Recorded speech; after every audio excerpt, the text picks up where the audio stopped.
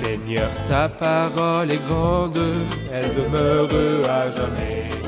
Ta parole est infaillible, rien ne peut la supprimer. Bienvenue, chers spectateurs, ainsi qu'à tous nos spectateurs dans le monde entier, pour un nouvel épisode de l'émission d'études quotidiennes Toute la Bible. Dans cette émission, nous étudions tous les livres de la Bible, depuis la Genèse jusqu'à l'Apocalypse quotidiennement du lundi au vendredi. Si vous aimez revenir aux épisodes et aux livres précédents, prière de visiter notre site web toutelabible.net. Mais si vous nous suivez pour la première fois et aimeriez participer avec nous, prière de nous envoyer vos questions à notre adresse courriel info@toutelabible.net. Et si vous visitez notre page Facebook Toute la Bible, vous y trouverez les épisodes partagés quotidiennement, ainsi vous pourrez regarder l'épisode et laisser votre commentaire. On est arrivé dans l'étude des livres du Nouveau Testament et notamment des épîtres pastorales à 1 Timothée et au dernier chapitre 6. Je vous rappelle que la première épître à Timothée parle de l'Église comme maison de Dieu. L'Église, la maison de Dieu. Mais d'abord, permettez-moi d'accueillir nos invités, les serviteurs du Seigneur qui nous honorent de leur présence, Dr Fayez Fouad et Frère Isaac Elia. Soyez les bienvenus. Merci bien. Bienvenue aussi au public présent parmi nous, soyez les bienvenus. Quelques instants et on commence.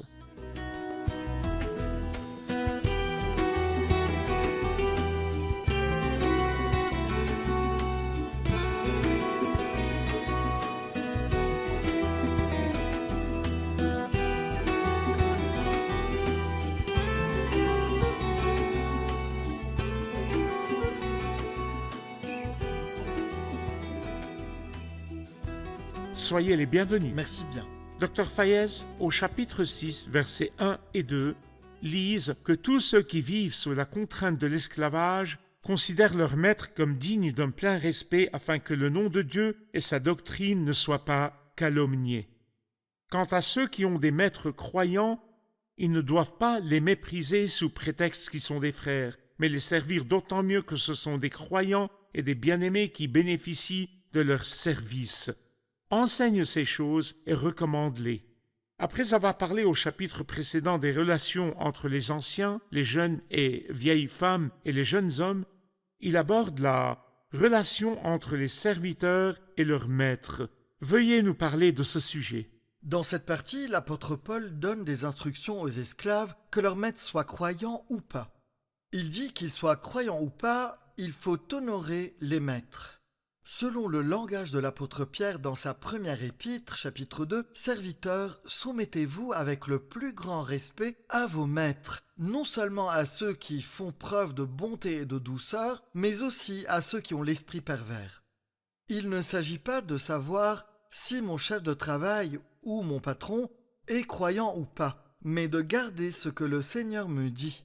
Et donc que je dois faire mon travail correctement et honorer mon employeur. L'honorer, c'est-à-dire le respecter. Et l'honorer aussi financièrement. Mais est-ce qu'il faudra que je paye mon employeur et que je lui donne de l'argent? Non, je ne vais pas lui donner de l'argent, mais du bon travail. Et donc ses droits. Peu importe s'il ne respecte pas les miens, diminue mon salaire ou pas, car je le fais non pas pour plaire à mon chef, pour plaire à mon supérieur, mais pour plaire au Seigneur. Et les apôtres Paul et Pierre mentionnent ce fait dans d'autres textes. Mais le vrai problème, assez fréquent de nos jours, c'est quand mon patron ou directeur est lui-même croyant, et encore si l'un des frères travaille chez l'autre et que ce frère dans le domaine spirituel est assez éminent ou a un certain don peut-être. Par exemple, hier soir son patron était avec lui à l'assemblée et lui, son employé, avait assuré le ministère. Alors ce dernier, connu pour son service éminent dans le domaine spirituel, part au travail le lendemain considérant qu'il n'y a plus d'écart entre eux. Donc pas de souci. Puisque je l'appelais hier frère X à la réunion, alors au bureau, je l'appelle aussi frère X, et donc pas de problème, tout va bien.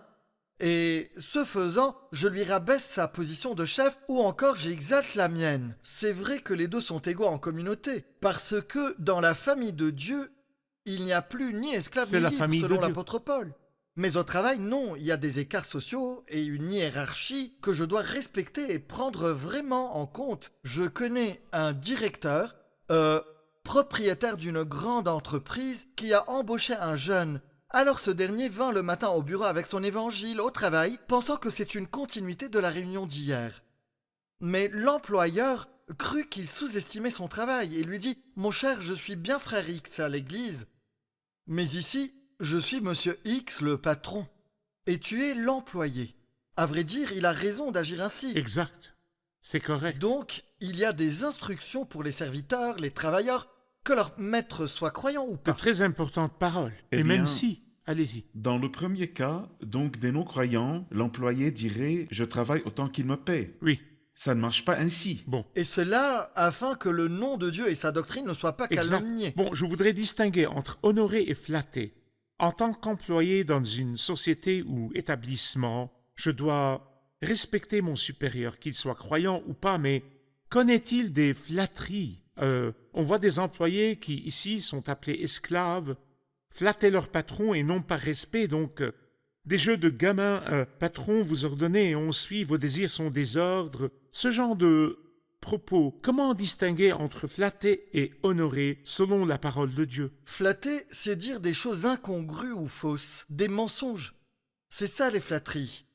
Mais l'honneur, c'est quelque chose qu'on mérite, peu importe les atouts personnels. Bien. Mon supérieur au travail mérite d'être respecté. Bien. Ses ordres doivent être obéis, c'est un commandement biblique. Mais lui dire une chose qui n'existe pas, ce n'est que flatterie et mensonge. Le Seigneur n'approuve jamais Et je une telle pense chose. qu'un chef croyant et perspicace fera attention et saura bien distinguer. Bien, c'est vrai.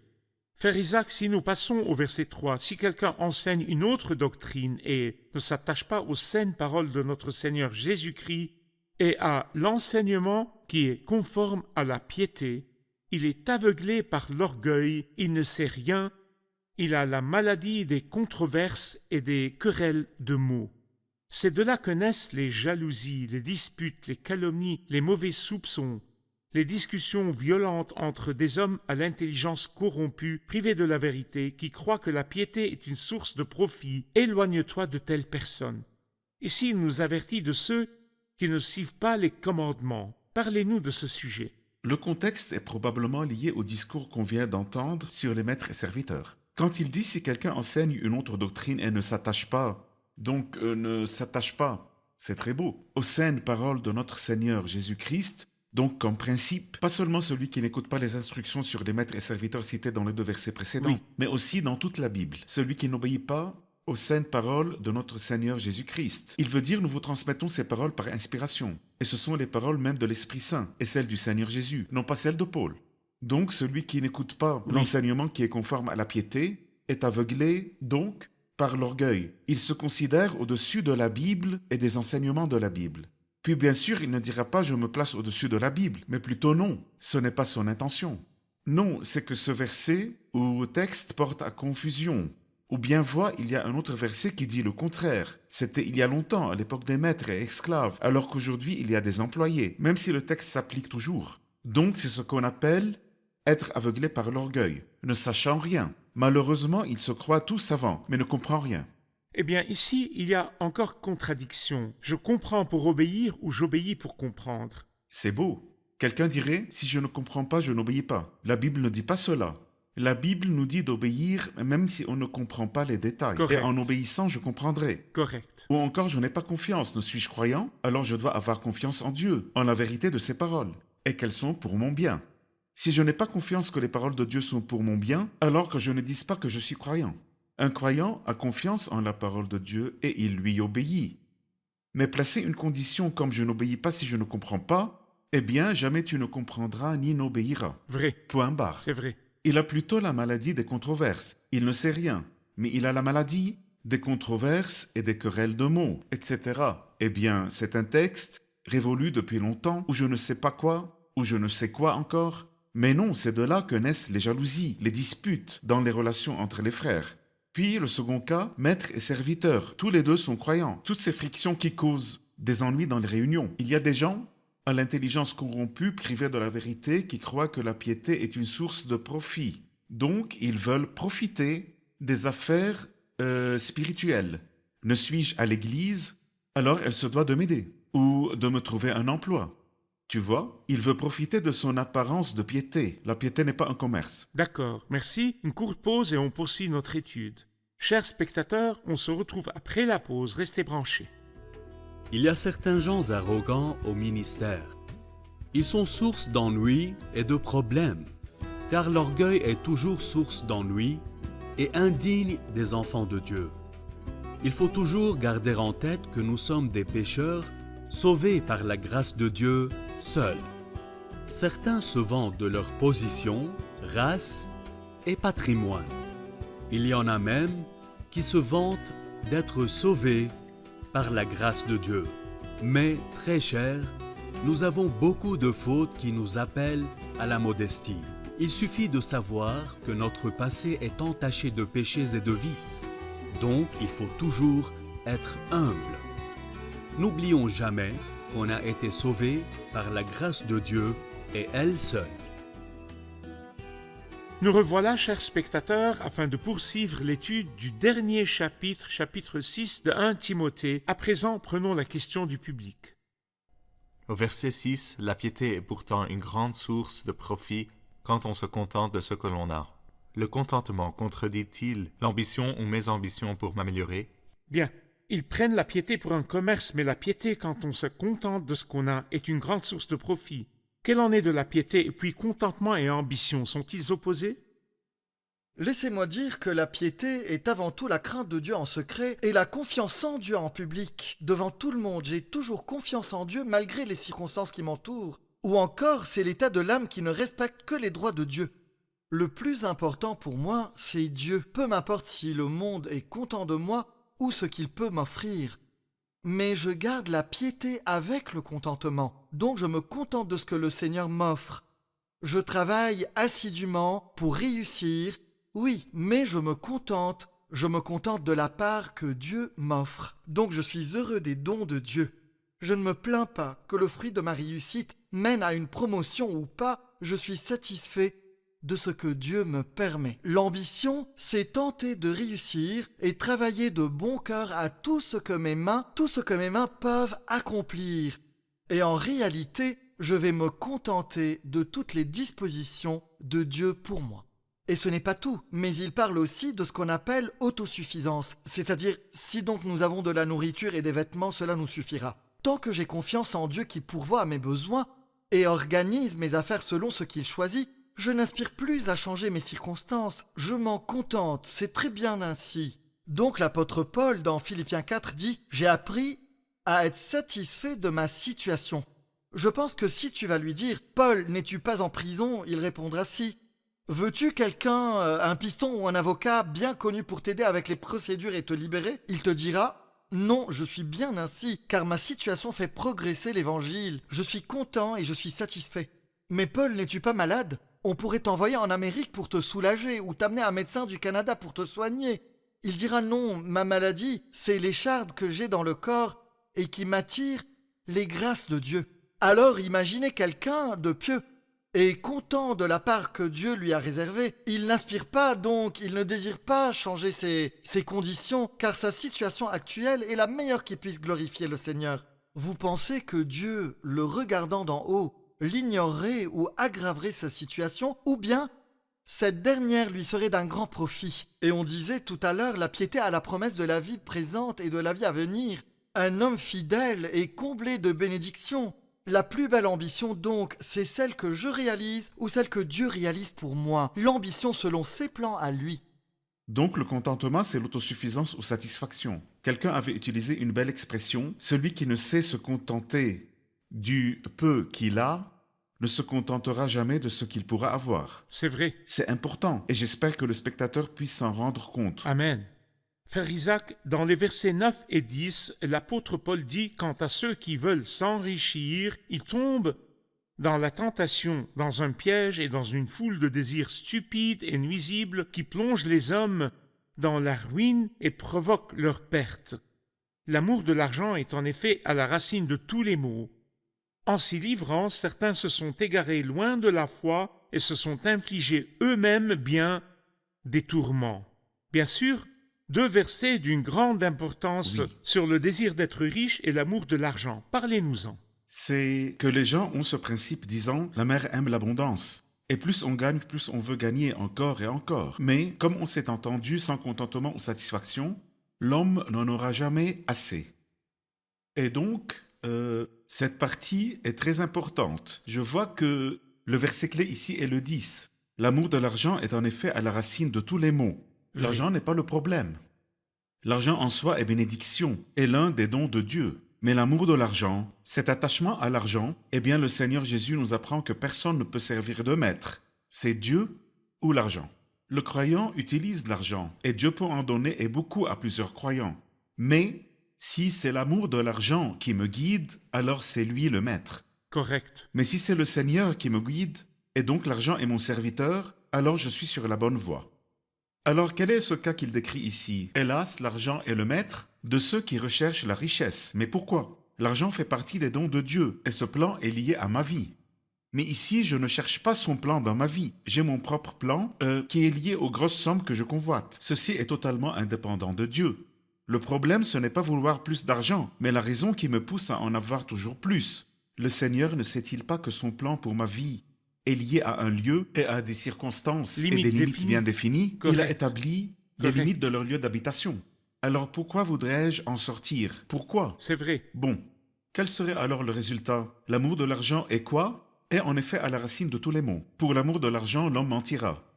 Pour l'amour de l'argent, l'homme tuera. Pour l'amour de l'argent, l'homme volera. Pour l'amour de l'argent, l'homme sera soudoyé et soudoyera. Pour l'amour de l'argent, Judas a vendu le maître. Il a vendu son maître. Donc tous les maux peuvent résulter de l'amour de l'argent. Et alors il tombe dans la tentation, dans un piège et dans une foule de désirs stupides et nuisibles qui plongent les hommes dans la ruine et provoquent leur perte. Il dit, en s'y livrant, « Certains se sont égarés loin de la foi et se sont infligés eux-mêmes bien des tourments. » C'est fort comme expression. Imaginez quelqu'un courir et courir après l'argent pour découvrir enfin ce qu'il s'est infligé. Lui-même, il s'est infligé, se sont infligés eux-mêmes bien des tourments. Donc il ne peut plus en sortir. Bien. Dr Fayez, au verset 11, « Quant à toi, homme de Dieu, fuis ces choses et recherche la justice, la piété, la foi, l'amour, la persévérance, la douceur. Combat le bon combat de la foi, saisis la vie éternelle. C'est à elle que tu as été appelé et c'est pour elle que tu as fait une belle profession de foi en présence d'un grand nombre de témoins. » Ces paroles, homme de Dieu, nécessitent votre commentaire. En effet, j'aimerais dire que cette expression n'est citée que dans la première lettre et dans la deuxième lettre à Timothée. Dans sa première épître, l'apôtre Paul décrit Timothée même, mais l'expression en soi décrit, disons, elle décrit tous ceux qui nagent à contre-courant. Quand certains vont dans un sens, il y en a un qui va dans l'autre, il prend le parti de Dieu. Le parti de Dieu dans les jours de désolation, du mal et de l'apostasie. Alors que tous trahissent, il y en a un qui refuse la trahison. Je reste du côté de Dieu. Il ressemble aux poissons qui ont des nageoires et des écailles. Et donc, ils sont capables de nager à contre-courant. Tous vont dans un sens, mais l'un d'eux va dans le sens opposé, à contre-courant, mais dans la direction de Dieu. Et ce quelqu'un se dévoile au jour d'échec et de désolation, il prend le parti de Dieu. Et le Seigneur est vraiment satisfait de lui. Cette expression concorde dans l'Ancien Testament avec la description de l'homme de Dieu. Il y a beaucoup de prophètes dans l'Ancien Testament, mais aucun d'eux, ou disons tous, ne sont pas appelés hommes de Dieu. Non, mais il y en a qui ont pris le parti de Dieu. 11 prophètes dans l'Ancien Testament sont décrits comme hommes de Dieu. Quant à toi, homme de Dieu, fuis tout ce dont on parlait, l'amour de l'argent, l'amour des choses mondaines. Eh bien, comment agir? Dois-je marcher contre le courant? Ou quoi? Que dois-je faire? Alors il mentionne une chaîne formée de 6 splendides anneaux. Cette chaîne est formée de 6 attributs moraux qui sont présents dans l'homme de Dieu. Oui. La recherche de la justice. Ici, il ne s'agit pas de justification, mais il s'agit plutôt de justice pratique. Quelqu'un dont la vie regorge de bonnes œuvres, dirigée vers son entourage. Quant à la piété, elle est dirigée vers la crainte et le respect, et donc la crainte de Dieu en secret et la confiance en Dieu en public. La foi, on peut l'appeler l'ensemble des vérités chrétiennes correctes. La foi qui fut confiée aux saints, les affaires concernant la personne du Christ. En toutes circonstances, je m'attache à la parole de Dieu en ce qui concerne Jésus-Christ dans sa personne, son parfait sacrifice dans son sacerdoce et son intercession. L'amour que la Bible proclame, l'amour adressé à tout le monde. Et la patience, ça veut dire que je reste confiant en Dieu, même sous pression et dans les pires épreuves, j'espère en lui. Espère en l'Éternel, fortifie-toi et que ton cœur s'affermisse. Espère en l'Éternel. Je ne me révolte pas, ni méprise tes réprimandes. Je ne fuis pas, je t'attends patient et confiant, ô Seigneur. Et la douceur, ma vie est remplie de beaux attributs moraux, à l'exemple du Christ, doux et humble de cœur. Celui dont la vie reflète ces 6 attributs est un homme de Dieu, puisqu'il ira certainement contre la majorité. On avait dit à saint Athanase, « Tout le monde est contre toi, Contre Athanase. toi. » Et il dit, « Et moi, je suis contre tout le monde. Ce monde ne manque jamais de héros. » Depuis peu, une juge a démissionné en Amérique ayant décidé de ne pas participer à l'enregistrement du mariage des homosexuels. Et quand on lui demanda pourquoi, elle dit « J'obéirai à Dieu même si je suis la seule. » Oui, dans ce monde, il y a encore des héros, femmes et hommes, à qui s'applique la parole « Quant à toi, homme de Dieu. » Quelqu'un a dit le Nouveau Testament englobe par homme de Dieu les hommes et les femmes, les frères et sœurs. Bien. Quand il dit aussi, Dr Fayez, au même verset, le 12, « Saisis la vie éternelle », c'est à elle que tu as été appelé. Que veut dire « saisis la vie Que je éternelle » le dise ainsi, jouis pleinement de la vie éternelle. D'accord. Mais c'est quoi? La vie éternelle est un don présent et futur. Bien. On a obtenu la vie éternelle depuis qu'on a cru en la personne de Jésus-Christ. On a obtenu la vie éternelle, mais l'atmosphère de cette dernière, on n'y Très est pas bien. encore. Alors on jouira pleinement de la vie éternelle quand on sera au ciel. Mais dès maintenant, et selon Colossiens 3, si donc vous êtes ressuscité avec Christ, recherchez les choses d'en haut où Christ est assis. Alors, ajustons nos esprits dès à présent à l'atmosphère de gloire qui nous attend. C'est vrai. Et jouissons pleinement de la vie éternelle. C'est l'esprit de Colossiens 3. Recherchons les choses d'en haut. Prenons la question du public. Au verset 12 et 13, il dit « Et c'est pour elle que tu as fait une belle profession de foi en présence d'un grand nombre de témoins, devant Dieu qui donne vie à toutes choses et devant Jésus-Christ qui a rendu témoignage par sa belle profession de foi face à Ponce Pilate. » Que signifie belle profession de foi qu'on mentionne ici 2 fois? Question importante. Allez-y, frère Isaac. Dans Jean 18 et devant le tribunal, devant Ponce Pilate et les Romains, le Seigneur Jésus est à la question de Pilate « Tu es donc roi ?» répondit « Tu le dis, je suis roi. Si je suis né et si je suis venu dans le monde, c'est pour rendre témoignage à la vérité. Toute personne qui est de la vérité écoute ma voix. » Donc, la belle profession de foi, c'est reconnaître la seigneurie et souveraineté du Christ. Donc que Christ est le Seigneur, roi et maître. Le Seigneur n'a pas eu peur de faire cette confession devant Ponce Pilate. Et donc, il veut lui dire, toi aussi, n'aie ni crainte ni honte de cette confession. Et ici, il s'adresse aussi à moi et à tout vrai croyant chrétien. Nous sommes honorés de témoigner de l'identité du Christ. Bon. Avant de passer au verset 17 et de prendre un dernier commentaire, j'aimerais juste lire les versets concernant Dieu, les versets à partir du 14, de garder le commandement reçu en vivant sans tache et sans reproche jusqu'à l'apparition de notre Seigneur Jésus-Christ. Cette apparition, le bienheureux et seul souverain, le roi des rois et le Seigneur des seigneurs, la révélera au moment voulu. Il est le seul à posséder l'immortalité, lui qui habite une lumière inaccessible et qu'aucun homme n'a vu ni ne peut voir. À lui soit l'honneur et la puissance éternelle. Amen. Et tous ces titres n'existent qu'en la personne du Seigneur Jésus-Christ, dont on dit Roi des rois Et Seigneur et des Seigneur seigneurs. des seigneurs. Dr Fayez, un dernier commentaire sur les parties depuis le début du 17. Aux riches de ce monde, ordonne de ne pas être orgueilleux et de ne pas mettre leur espérance dans des richesses incertaines, mais dans le Dieu vivant qui nous donne tout avec abondance pour que nous en jouissions.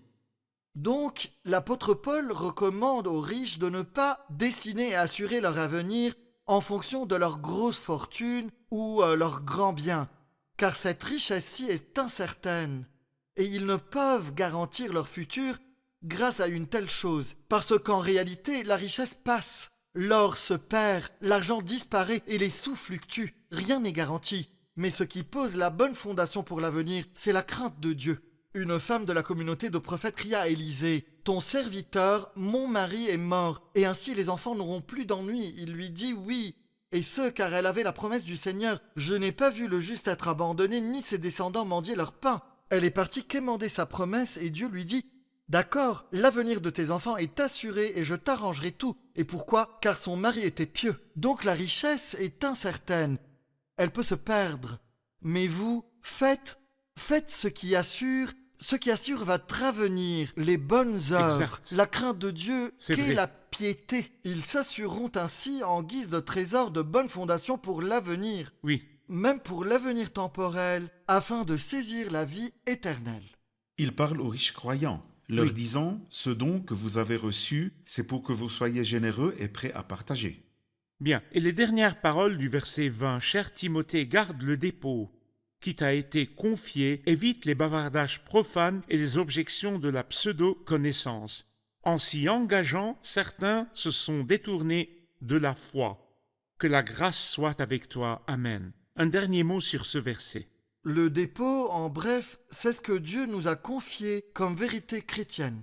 Le déposant, c'est Christ, et le dépôt, c'est la vérité biblique, la foi qui fut confiée aux saints. Parfait. Alors, avant son ascension, il leur dit « Gardez cela ». Je peux le comparer à quelqu'un possédant une boîte à bijoux, et voici qu'il décide de voyager et il me recommande de veiller sur sa boîte. Alors, à son retour, lui dirai-je « Désolé, je n'ai pas pu en prendre soin, ça fait rien, les enfants ont perdu tes bijoux en jouant avec ». Non, car celui qui l'a déposé m'a confié un trésor, or et argent. Et je viens lui dire, je l'ai perdu? Non, non, c'est pourquoi la deuxième épître mérite d'être longuement détaillée. Ô Timothée, garde le dépôt qui t'a été confié. Veille sur D'accord. lui, car le déposant reviendra te demander, D'accord. qu'as-tu fait de la vérité chrétienne? Merci bien, et ainsi s'achève la première épître. On a hâte de commencer la deuxième épître à Timothée. Mais maintenant, allons récapituler l'épisode avec le public.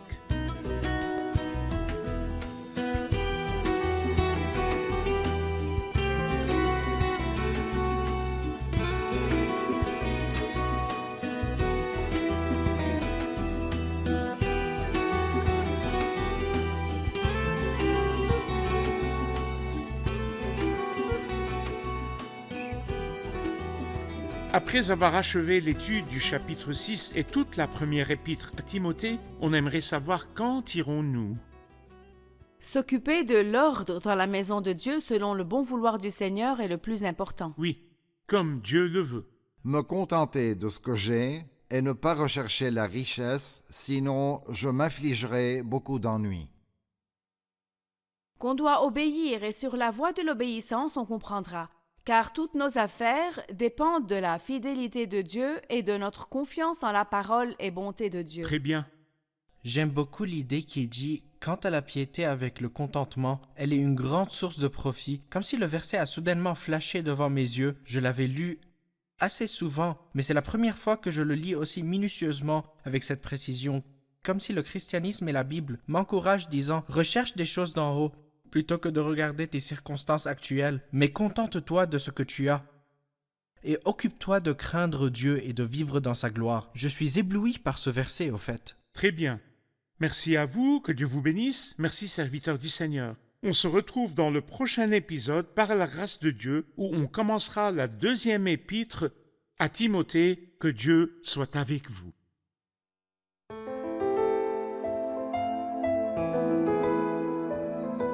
Seigneur, ta parole est grande, elle demeure à jamais. Ta parole est infaillible, rien ne peut la supprimer.